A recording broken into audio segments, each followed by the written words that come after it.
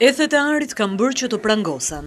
Kjo është historia e dy personave, Eduard Penderit, 48 vjeç dhe Simon Plajës, 37 vjeç nga Erseka, të cilët janë arrestuar nga policia e Korçës për shkak se kanë dhunuar varret e vjetra të fshatit Trebick, duke shpresuar gjetjen e sendeve të çmuara.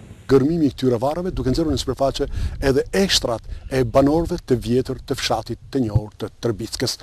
Eshtra të cilat duket se janë marrë nga grupi hetimor si prova materiale ndaj dy të akuzuarve.